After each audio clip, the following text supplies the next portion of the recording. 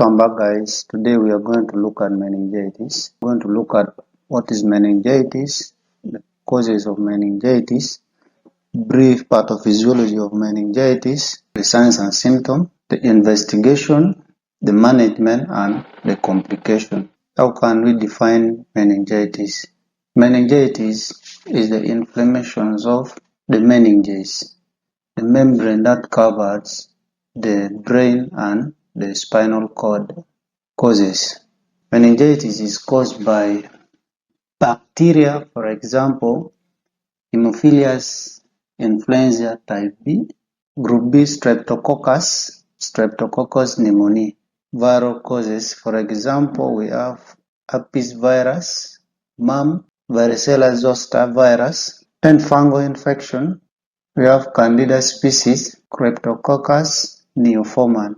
Then protozoa, we have Plasmodium. Those are the one that cause malaria. Then non-infectious causes, we have medication, malignancy, chemicals.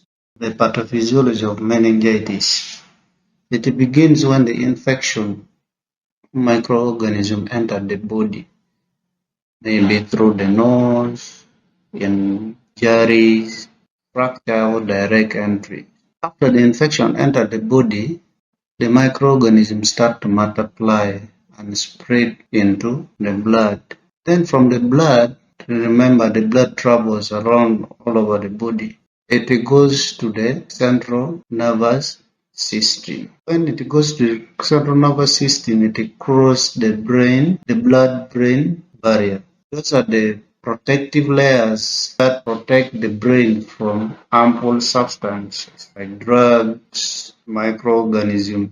So when they are destroyed, the infection enters direct into the what? The CSF. Remember, the CSF does not have the immune defense. So when they have now entered into the CSF, they now continue to grow, and in the process they trigger the immune response. When the immune response is triggered, the immune system will release the inflammatory chemical, the cytokinins. The cytokinins now will come to fight infection. So in the process, it causes inflammations of the meninges and increase white blood cells in the CSF, because the white blood cells are the one that fight the infections. Then increase capillary permeability. So after the inflammation lead to swelling of the brain tissues, that is cerebral edema, increase production and reduce absorption of CSF. This raises the intracranial pressure, which can reduce blood flow to the brain. Reduced blood flow and pressure on the brain tissues lead to symptoms.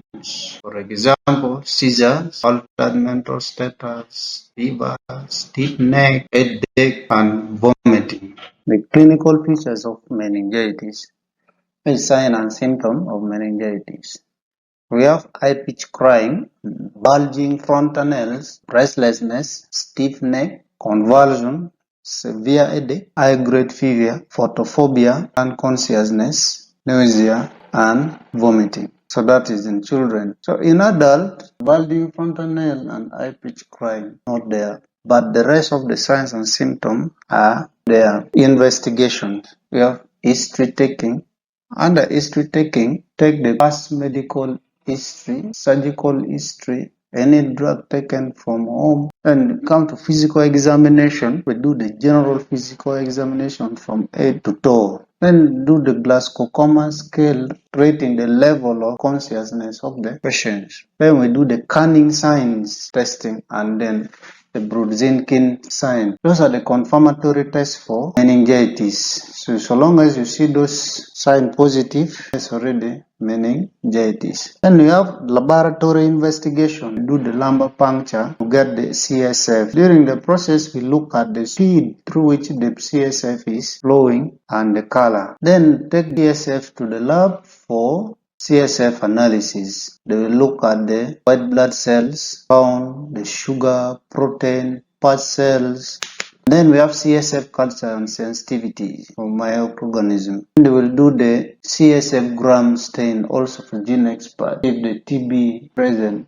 or the one causing the meningitis. Then we do blood, CBC, and serological examination. And we have imaging investigation like MRI or CT scan in case they are suspecting cancer or tumor. The management depends on the causes. If the cause is due to bacteria, you give antibiotics. Higher doses, mostly ceftriaxone preferably. If viral, give antivirals, acyclovir, whether IV or oral, depending on the conditions of the patient. If fungal, give antifungal, amphotericin B. If protozoa, you give antiprotozoa drug. If malaria, give antimalarial drug. If other causes, you manage accordingly. Then you don't forget to manage the symptoms, that like convulsions, the fevers. So what are the nursing management of the patient with meningitis? This one we're going to look at the specific nursing management for a patient with meningitis. Number one, you have to admit the patient in a room which is having a dim light because the patient is